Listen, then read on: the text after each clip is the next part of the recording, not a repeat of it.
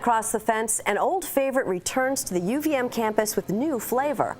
It's the kind of story that could only be made in Vermont. Good afternoon and thanks for joining us. I'm Judy Simpson. For Vermonters of a certain age, the UVM Dairy Bar was an institution. For more than 40 years, from 1950 to the early 1990s, the Dairy Bar served the public and it provided UVM students an education in dairy science. After rising costs forced the old Dairy Bar to close, the new Dairy Bar is once again serving students and the public. But that's just part of the story. Instead of being exclusive to UVM, the Dairy Bar is now a shared effort between several Vermont businesses. Still local, still UVM, but in some ways more of Vermont. We get the scoop from Across the Fence's Keith Silva. Really good ideas are immortal. The story of the UVM Dairy Bar is a lot like the ice cream that's served there. Rich, rewarding, and 100% Vermont. When the Dairy Bar at the Davis Student Center served its first scoop in 2017, it was returning to a long-held and well-loved campus tradition.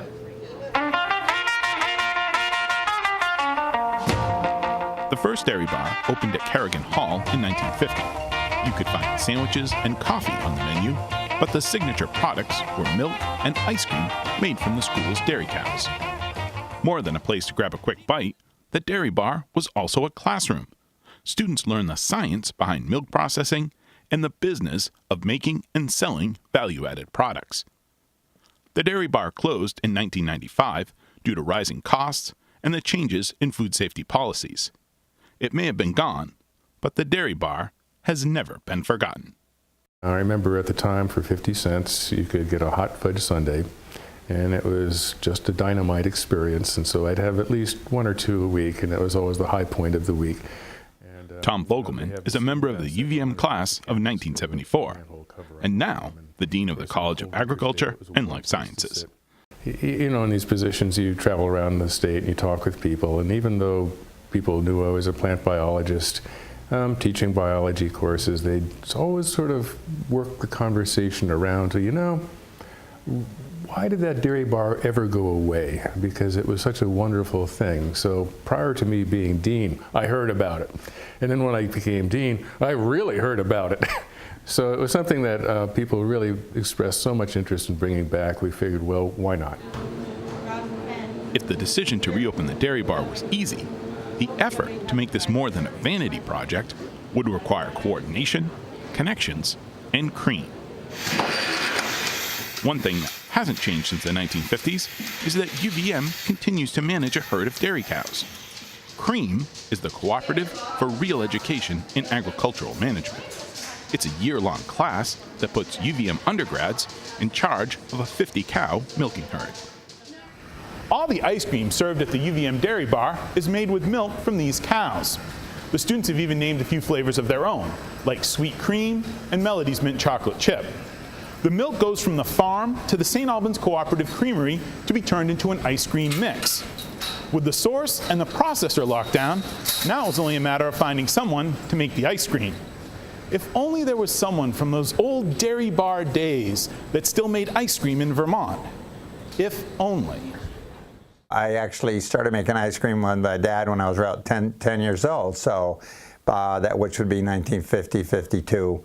So by 1962, when I started school, we were making ice cream Saturday mornings instead of watching cartoons. Howard Wilcox runs Wilcox Premium Ice Cream with his children Christina and Craig. Their family has been in the ice cream business since 1928. It is really very rewarding for me as a person to graduate from UVM and now be able to manufacture a value-added product for them and return it back to the students. Because when I went to school, that's what we did. You know, we made it at the hall and they came and ate it. While he was at UVM, Howard received some valuable advice that he continues to follow today. I think it was Dean Miller, was Dean of Agriculture, and he said, "We won't teach you everything you need to know, but hopefully we teach you where to find what you don't know." So I always remember that from the day that I met him, and I've tried to use that in everything that I do. At their facility in East Arlington, the Wilcoxes make about 80,000 gallons of ice cream a year. Some of the company's most popular products are their limited batch flavors, like White Mountain Raspberry and Sweet Cream Caramel Apple. For Christina Wilcox, these one-of-a-kind flavors speak to her father's love for making ice cream. As my father says, you design an ice cream product. He's flavoring it. We're deciding, is it too much? Is it too little? I really think my dad is the master of flavoring. He wants to take you on a sort of on a ride, you know, as you're experiencing the ice cream. He also really wants you to taste the ice cream, not a massive level of sweet inclusions. He wants you to taste ice cream. It gives me the feeling that I can make something that really has my touch to it because I've flavored the ice cream for all these years. It's just been a passion, and I really enjoy doing it, and I'm enjoying creating new flavors. One of the flavors being made by Wilcox for UVM is Catamount Tracks. It's a sweet cream ice cream filled with fudge swirls and peanut butter cups. For Howard, the only thing better than creating new flavors is working with his family.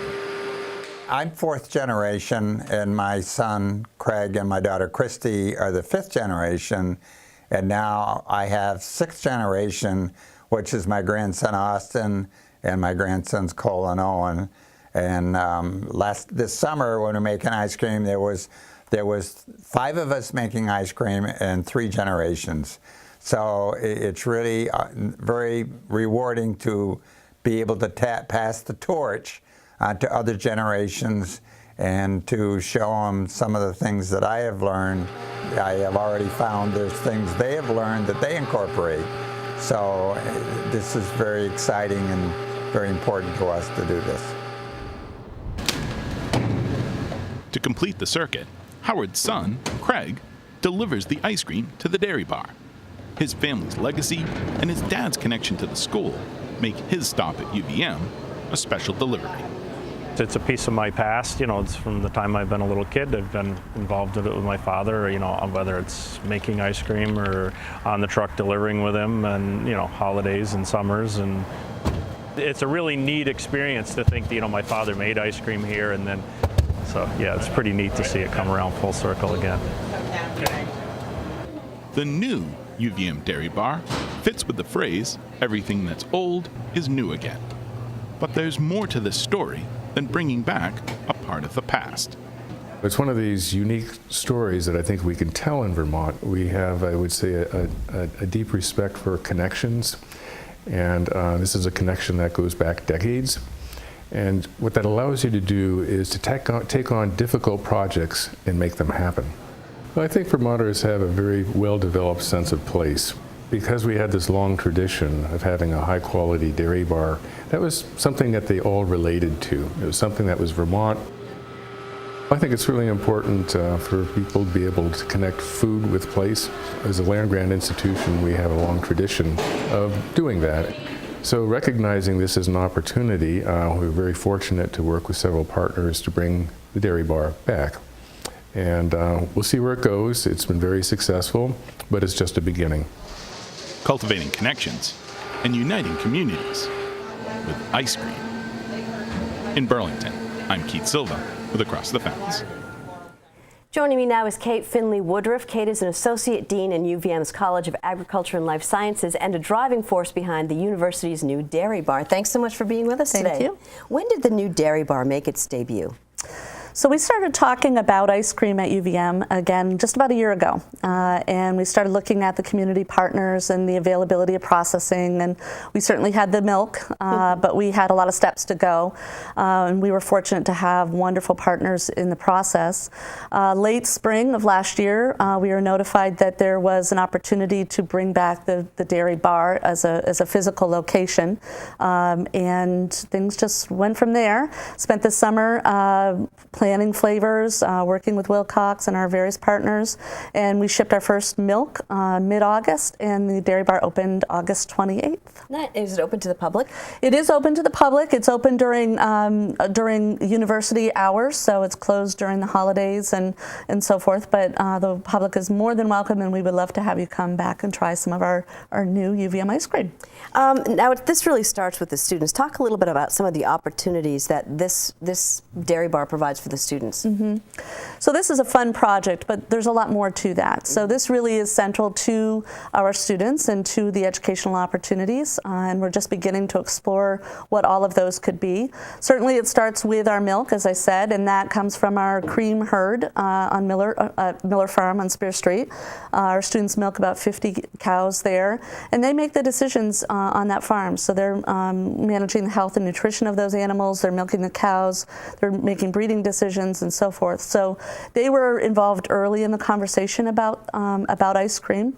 And then there are several other opportunities. For example, we had an alumni event where our students designed a poster to bring back 75-cent cones. And we have social media that our students are working on around this. But one of my favorite quotes, I think, is from a student who said, one of our cream students, who said, it's just so wonderful to see our UVM milk come back. And for me, that shows the connections for students and opportunities to really understand the broad food system beyond making milk and putting it on a truck.